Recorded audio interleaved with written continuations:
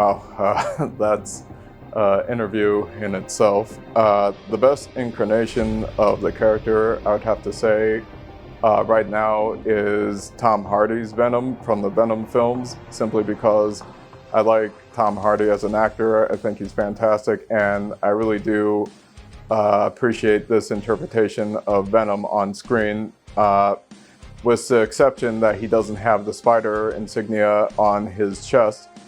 This is by far the best on-screen version of Venom that we've seen to date, and we have a balance of the character in terms of we have the dark comedy and we also have the elements of the character that we've grown to love in the comic books, as often referred to as the lethal protector.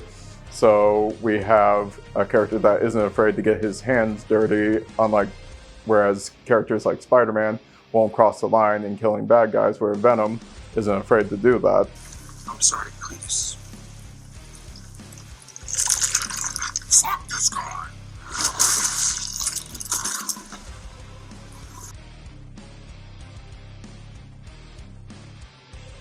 Well, it was years ago. My first introduction to the character was at like an old arcade game of Spider-Man, and I just remember there was a level where you saw Venom. I didn't know anything about this character at the time. I thought it was like cool, and I remember my older brother saying, "That's Venom."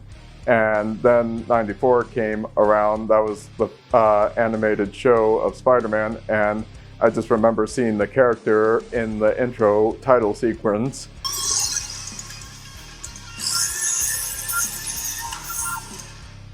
And when I saw that, I was like, man, this character is just awesome, because with Spider-Man's rogue gallery, you have just all these scientists and criminals that, went down the wrong path in life, and yet we have not so much a criminal, we don't have like a mad scientist, we have like this otherworldly alien that has found his way into becoming one of Spider-Man's villains in his rogue gallery. And I just fell in love with the character, due in part because, besides the fact I thought the character was cool, I remember watching James Cameron Aliens on VHS back in the early 90s. Money for it at all.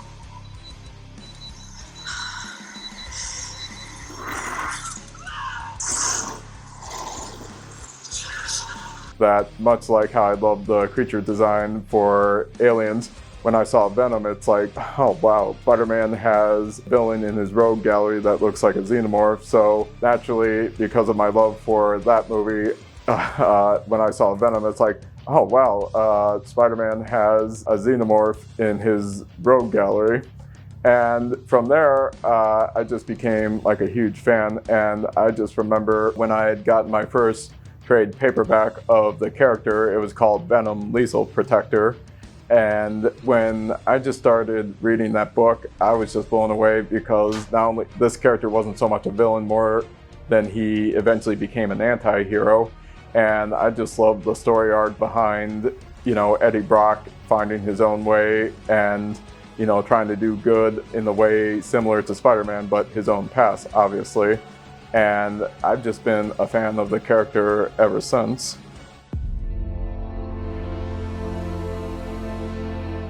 As of now, I started dabbling into doing melancholic style paintings, which I've done recently on the YouTube channel with Abigail. And I also did that with the Buffy the Vampire Slayer portrait as well. That was Venom. I want to do the same visual aesthetic in giving that melancholic effect, where it was emphasis on abstract paint brushstrokes, while also conveying a level of realism within the portrait, simply because we're so used to seeing Venom and these comic book characters done in the traditional comic book format, that I want to take, pre-established comic book characters like Venom and do it in a way that he hadn't been interpreted or visually conveyed in the 2D medium before, which is a more melancholic style, where emphasis on color, lighting, atmosphere, and just brush strokes that basically what I've been, learning up to date, I want to apply it to a portrait that is, shall we say, a bit untraditional, because the portrait model is a symbiotic alien in Marvel Comics. So taking that visual aesthetic and style and apply it to something more fictitious and fantasy-based.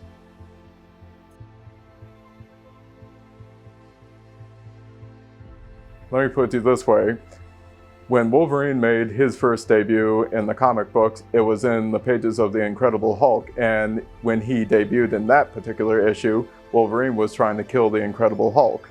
So this whole debate on Venom being a hero or villain, I just simply say, well, Wolverine tried to kill the Hulk, and yet that didn't stop him from joining the X-Men, so what's your point?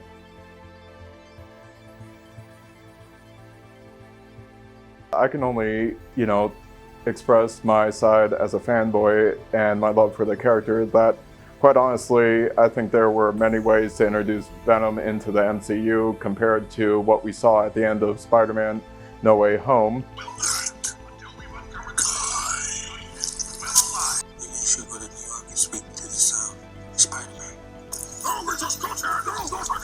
That, quite honestly, you have two studios, Sony and Marvel Studios, sharing the screen rights to Spider-Man to be in the MCU. You could have done the same with Venom being in the MCU, and quite honestly, I could do a whole video in terms of how I would have introduced Venom in the MCU, but just to give you insight, Venom's first, shall we say, slight appearance in MCU, where Spider-Man got the black suit, which would eventually become Venom, was in the pages of Secret Wars back in 1980s. So to that point, a good way to have introduced the black symbiote suit in the MCU would have been Avengers Infinity War.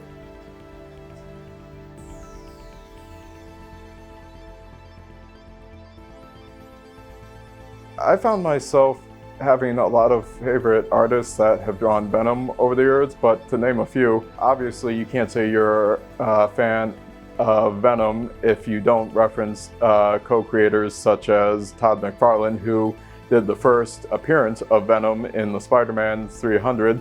So not only did he create the character, but he actually drew the character's comic book debut back in the 80s. And I also am a fan of Mark Bagley just because it's kind of hard to describe, but he took the design that we all know and love from Todd McFarlane and just found ways to just add a little bit more alienness to the character. So instead of it having like this blobby kind of face, he added a little bit more structure and just add more menace to the character.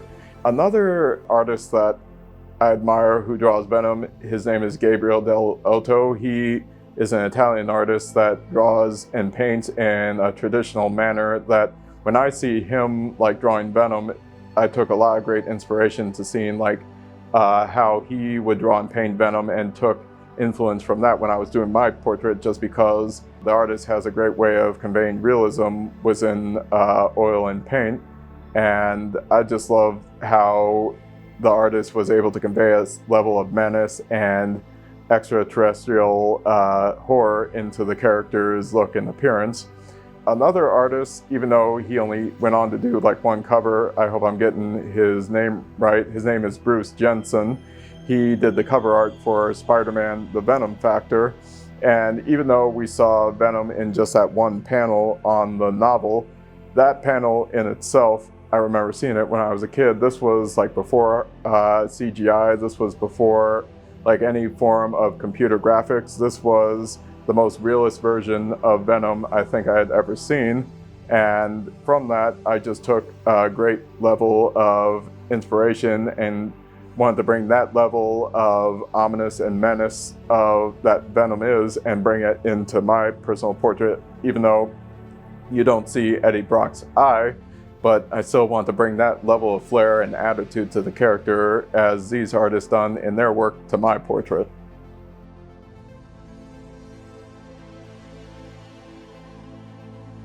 It takes a minute just because it's all about, translating three-dimensional object on a 2D surface.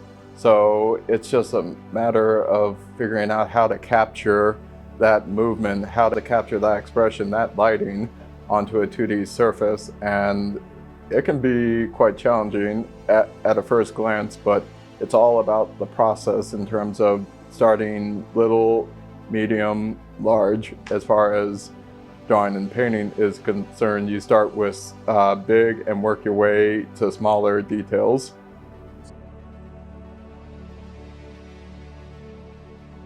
Some of my favorite artists, definitely Alex Ross, simply because when I first got into Alex Ross, due in part because I thought you said Bob Ross. now we're gonna paint this little happy tree over there. Let's decide. Maybe there's a happy tree. Evergreen tree. He lives right there. And then But so, Alex Ross. yeah, Alex Ross, because I took a great level of interest to artists like Norman Rockwell and his narrative figurative painting, that seeing like this artist being able to like draw and paint like these beloved characters that have been around for so long and depict them in a way that we've all never seen before. These characters look as if they walk the same streets as you and I, that I just gravitated over that, because this artist was able to interpret these characters like Batman, Superman, and Wonder Woman in a way that we've never seen before, and they look so real and believable that it just brought like a level of realism to these characters that it's as if you could walk down the street and you could see like these characters occupying the same world as we are, and I just gravitated towards that. Thank you so much for watching. If you liked the video, please subscribe to the channel for future updates and notifications. See you again soon, and take care.